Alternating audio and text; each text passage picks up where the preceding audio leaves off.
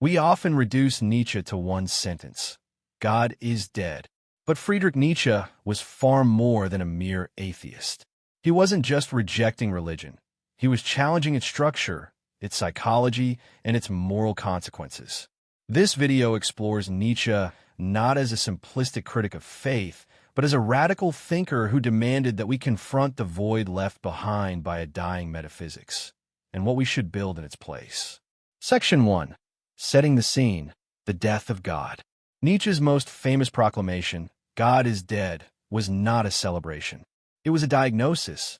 He wasn't saying God literally died. He meant that belief in the traditional, omnipotent, moral law-giving God of Christianity no longer held sway over Western culture. Science, secular philosophy, and the Enlightenment had undercut the metaphysical foundations of religion. But here's the twist. Nietzsche wasn't triumphantly declaring a victory. He was sounding an alarm. What happens to meaning, morality, and truth when the very structure that held them in place collapses? Section 2. The Madman Parable and the Cultural Crisis. In The Gay Science, Nietzsche introduces the madman who runs into the marketplace with a lantern in daylight, crying that God is dead. The crowd laughs. They're already atheists. But the madman's cry isn't about disbelief. It's about consequences. If we've killed God, what takes his place? How we orient our lives? Nietzsche's fear wasn't religious faith. It was nihilism. Without God, he saw that society might spiral into meaninglessness or cling to shallow replacements: science, nationalism, ideology that lacked the depth and richness of religious traditions. Section 3. Beyond atheism. What Nietzsche really criticized. Nietzsche didn't simply reject belief in God. He attacked Christianity's morality. He called it a slave morality, a moral system designed by the weak to protect themselves from the strong.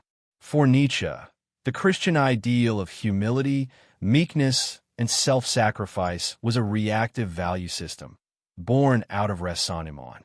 He admired strength, vitality, creativity. He believed Christianity had suppressed these in favor of guilt, shame, and fear. But crucially, this wasn't just about religion. It was about how moral systems can shape psychology, culture, and identity. Section 4. His personal ties to religion, family, faith, and falling away. Nietzsche was the son of a Lutheran pastor. He was deeply familiar with the Bible, Christian theology, and the emotional pull of faith. He didn't grow up in ignorance of religion. He outgrew it through intense personal struggle. His writing is filled with religious language, metaphors, and images. He never truly left religion emotionally, even if he rejected it intellectually.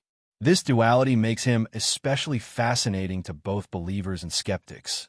He spoke to the void left by faith, not as a man who never had it, but as someone who had lost it and saw what came next. Section 5. Nihilism. A crisis or an opportunity. Nietzsche wasn't a nihilist. He was terrified of it. He saw it as the inevitable consequence of modernity's destruction of old values. But he also saw it as a phase, a necessary clearing.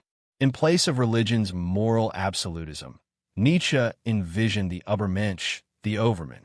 This wasn't a perfect being, but someone who could create their own values, live with authenticity, and face the abyss without fear. He saw the death of God as an opportunity to become stronger, more creative, more human, not to fall apart. Section 6. The role of myth, ritual, and symbol. Though Nietzsche rejected dogma, he understood the human need for meaning. He admired ancient Greek tragedy and the Dionysian spirit, not because he believed in the gods of Olympus, but because he saw myth and ritual as ways to face suffering, chaos, and death. Modern religion, in his view, had become moralistic and life-denying. But he didn't reject the symbolic, emotional, or communal aspects of spirituality. Some scholars have even argued that Nietzsche was trying to recreate a kind of religion without God, a culture of meaning without dogma. Section 7. Contrasting Nietzsche and religious thinkers. Interesting parallels exist between Nietzsche and certain religious figures. Like Kierkegaard, Nietzsche saw faith as something irrational and existential. Like the mystics, he understood the power of experience over doctrine. And like the prophets, he called people to radical transformation. Comparing Nietzsche with figures like Jesus, the Buddha, or even St. Paul reveals not just contrast, but surprising resonance. All sought to redefine human life in the face of suffering, desire, and mortality. Section 8. Modern Misunderstandings, the Caricature of Nietzsche. Pop culture often portrays Nietzsche as a brooding nihilist, a cold rationalist, or proto-fascist. But his work is full of passion, poetry, and paradox. He wrote like an artist, not a system builder. His critique of religion is subtle, layered, and personal. Both believers and atheists do him a disservice when they reduce him to anti-God. He wanted to explore what it meant to live meaningfully after God, not just deny his existence. Section 9. A challenge to believers and to atheists. For believers, Nietzsche is a necessary challenge.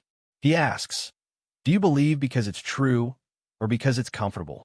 Does your faith empower you or shackle you? Is your God life-affirming or fear-inducing? For atheists, Nietzsche demands more than disbelief. What values will replace religion? What stories will shape our lives? What kind of humans will we become? In both cases, he calls us not to escape the burden of meaning, but to carry it creatively. Section 10. Legacy and Relevance Today.